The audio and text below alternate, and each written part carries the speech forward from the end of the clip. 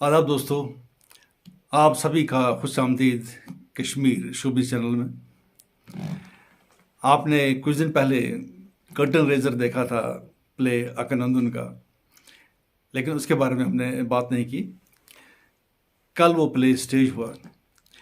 तो प्ले के बारे में बात करने से पहले मैं आपको याद करवा दूं कि जिन लोगों ने मेरा चैनल अभी तक सब्सक्राइब नहीं किया है, तो उनसे गुजारिश है कि आप मेरे चैनल को सब्सक्राइब कर दीजिए, लाइक करिए और शेयर कर दीजिए प्लीज़। तो बात करते हैं प्ले अकनंदन की।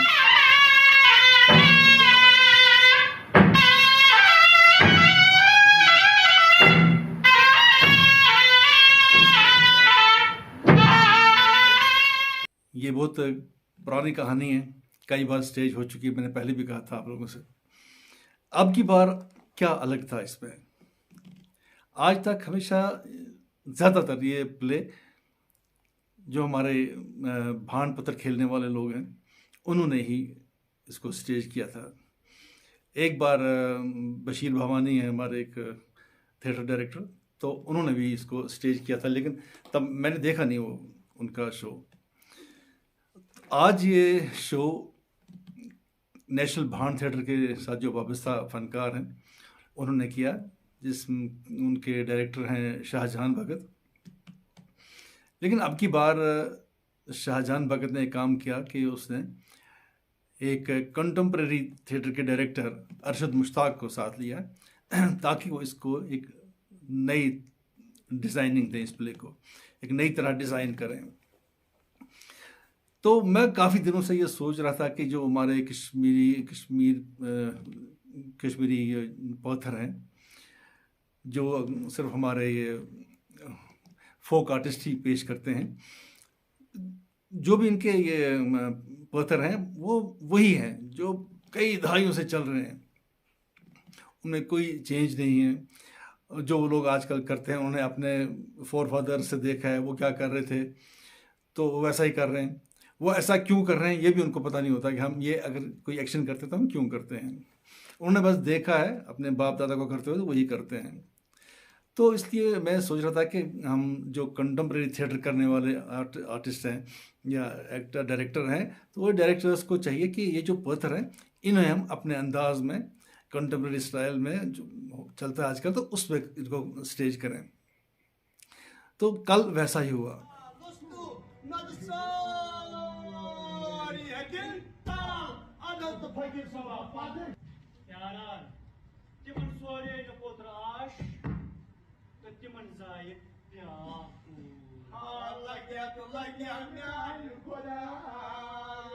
अरशद मुश्ताक ने डिज़ाइन किया इस प्ले को, तो उसमें एक सेट आ गया, प्रॉपर लाइटिंग आ गई, कॉस्ट्यूम बहुत बढ़िया, मेकअप, सब चीज़ें मिल के आ गई। और एक अच्छी बात ये थी कि ये जो ग्रुप था इसमें काफ़ी सारे लड़के नए थे और वो सब पढ़े लिखे हैं, जो अंग्रेज़ी समझ सकते हैं, बोल सकते हैं।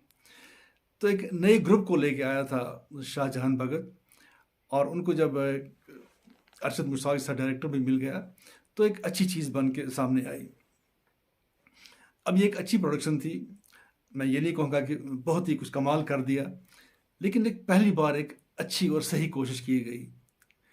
इसलिए थोड़ा बहुत तो हमें नज़रअंदाज करना पड़ेगा, जैसे नए एक्टर्स से सभी, तो जो प्ले शुरू हुआ तो वो थोड़ा दबे दबे हुए थे, वो कॉन्फिडेंस नहीं लग रहा था उनके बोलचाल में, क्योंकि वो पहली बार स्टेज पे आए थे, कई लोग में से टाइगर हॉल में, और कई लोग पहली बार कर रहे थे एक्टिंग वगैरह स्टेज पे। तो आहिस्ता आहिस्ता फिर वो समझ गए कि हम थोड़ा कॉन्फिडेंस से बोलना है वगैरह। या नए लड़के थे, उतनी रिहर्सल्स नहीं हुई थी स्टेज पे लाइटिंग में, ताकि वो लाइटिंग को प्रॉपरली यूज़ कर सकें, क्योंकि आजकल दिन बड़े छोटे हैं। टाइगर हॉल पहुँचते पहुँचते 1 बज जाता है, तो 1 बजे के बाद वो लाइटिंग करके फिर उसमें मुश्किल से एक रिहर्सल की होगी, तो फिर बच्चे भी नए थे, उनको प्रॉपरली वो नहीं समझ आया कि कहाँ हमने लाइट लेनी है कहाँ नहीं। उतना गड़बड़ नहीं हुआ, मामूली सा।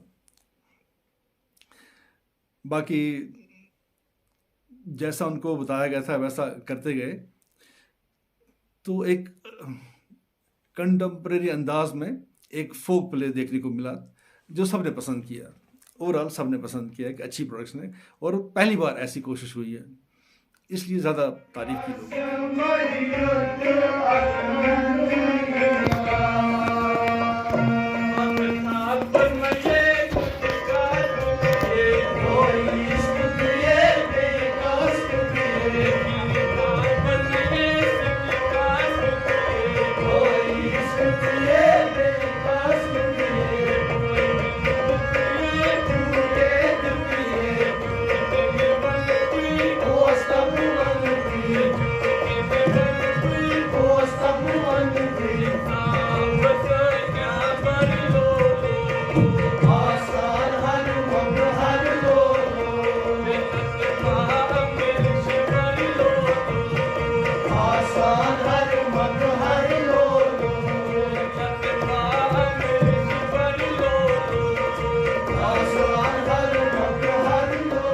जहाँ तक कहानी का सवाल है, उसमें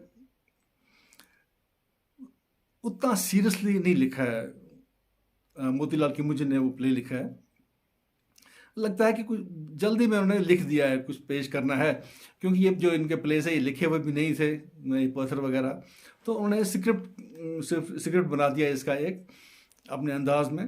क्योंकि कई जगहों पे लगता है, कई जगहों पे जंप लगता है, स्टोरी जंप लगता है, उसमें प्रॉपरली स्टोरी को आगे नहीं बढ़ाया गया है। कई जगहों पे लगता है कि राइटर थक गया है, उसने बात खाई इस चीज़ की।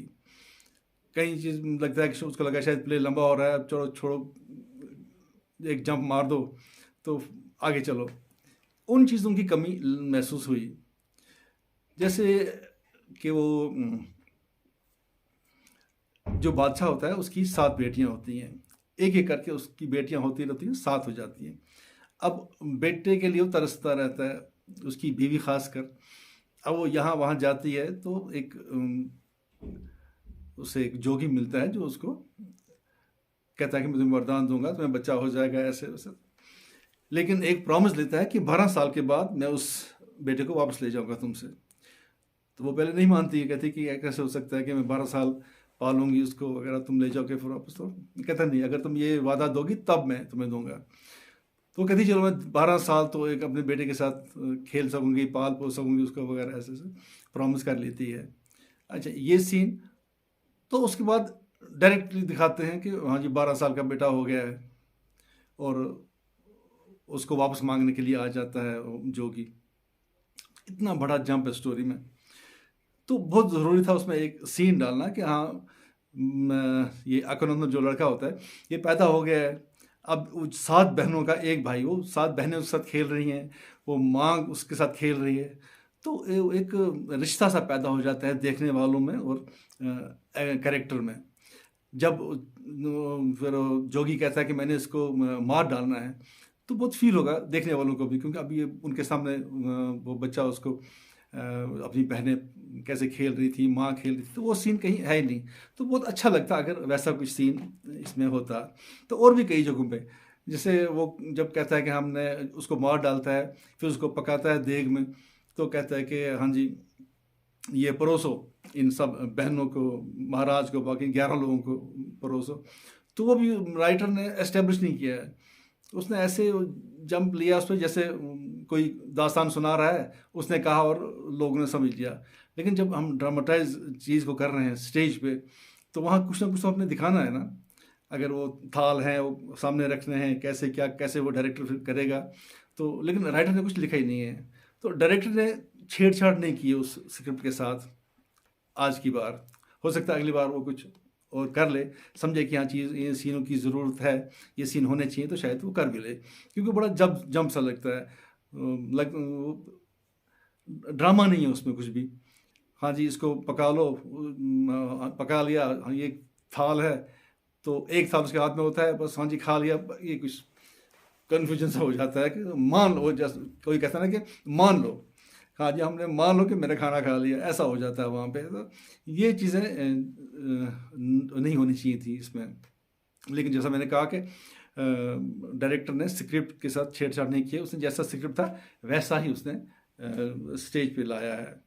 तो लेकिन मुझे यकीन है कि अगली बार जब वो दोबारा इसको करेंगे तो कुछ ना कुछ चेंजेस डायरेक्टर ज़रूर इसमें करेगा, क्योंकि हमने भी सजेस्ट किया उसको कि ये चीज़ें होनी चाहिए थी। तो ओवरऑल एक अच्छी प्रोडक्शन थी।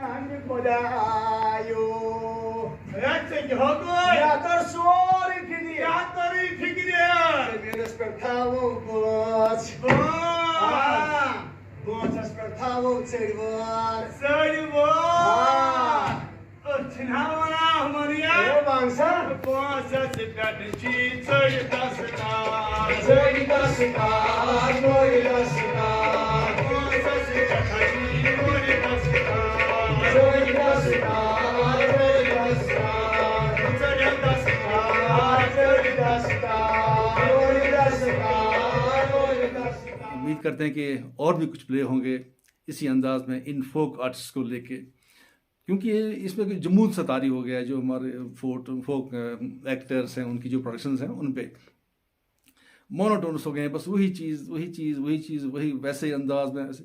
तो बहुत ज़रूरत है इसको थोड़ा नयापन देने की, ताकि ये सरवाइव करे और आजकल के लोग भी इसको पसंद करें। अक्सर देखा गया है कि जो आजकल के हमारे नई नौजवान नस्ल है वो पसंद नहीं करती है इस पत्थर वगैरह को। अब ये जो पत्थर का फॉर्मेट है, इसी फॉर्मेट में अगर हम आज की बात करें तो वो लोग पसंद करेंगे। लेकिन क्या है कि इस पत्थर के स्टाइल में जो भी कुछ ये पेश करते हैं पत्थर, वो आज से कई साल, बहुत साल पहले, कई दहाइयों की पुरानी कहानियाँ हैं, आज तक वही होती आ रही हैं। तो इसलिए उनमें जो अपनी वो एक चाशनी होती है वो ख़त्म हो गई है। बहुत ज़रूरी है कि फॉर्मेट बहुत अच्छा है, हमारा जो फॉर्मेट है ये दुनिया के बेस्ट फॉर्मेट में से एक है। तो ये तो ग्रीक के साथ हम बराबर टक्कर कर सकते हैं, वो बड़ा एक जैसा है। ग्रीक प्ले देखें आप या हमारा कश्मीरी फोक प्ले देखें तो कई चीज़ें मिलती जुलती हैं। हमारे फोक आर्टिस्ट का जो स्टार्ट का होता है, एंट्री कर देते हैं वो ढोल वगैरह बजाते हुए पूरे नाचते हुए, वैसा ही ग्रीक प्लेस में होता है। उनके कॉस्ट्यूम तक काफ़ी मिलते हैं, तो बहुत हम आहंग है हमारे ये प्लेस का, फोक प्ले हमारे और ग्रीक थिएटर जो है, और एटवार हो रहा है ये दोनों चीज़ें। इससे पता चलता है कि कितना पुराना है हमारा ये फोक थिएटर। तो इसलिए ये ख़त्म नहीं होना चाहिए, इसमें और एक नया रंग आना चाहिए जो आना शुरू हो गया है, जिसमें पहल की अरशद मुश्ताक ने, शाहजहान भगत ने, और जैसा उसमें म्यूज़िक इस्तेमाल किया था उन्होंने, जो भी हमारे कश्मीरी म्यूज़िक है, हमारा फोक म्यूज़िक जो है, चाहे छकरी है, नंदबोत हैं, वन स्टाइल है, या फिर सूफियाना मौसीकी भी है, हर चीज़ को पेश किया था इसने। और इसमें जो अपना एक जो हमारा फोक का रंग है उसको बराबर रखने के लिए एक और चीज़ इस्तेमाल की थी अरशद मुश्ताक ने, कि जो हमारे कई पत्थर्स हैं तो उनमें जो कई एक्टर्स की बड़े अलग अलग अंदाज में एंट्री होती है, तो उन चीज़ों को लिया था अलग अलग पत्थर्स में से, ताकि वो पत्थर का रंग बराबर रहे इसमें। चाहे ये कंटेम्प्रेरी स्टाइल में हो रहा है, लेकिन जो अपना वो पत्थर का रंग है, वो फोक रंग है, वो इसमें बराबर रहना चाहिए। रंग पट्टी का इस्तेमाल किया गया, बाकी चीज़ों का जो अलग अलग प्लेस पत्थर में किया गया है, तो उसको कैरी किया है मुश्ताक ने बराबर अपने साथ। तो इसलिए मैं ये कहूँगा कि एक अच्छी प्रोडक्शन थी, और उम्मीद करते हैं कि आगे भी ऐसी प्रोडक्शन हमें देखने को मिलेगी। तो फिर मिलते हैं एक नया प्रोग्राम देखें, तब तक के लिए खुदा हाफिज़, शब खैर।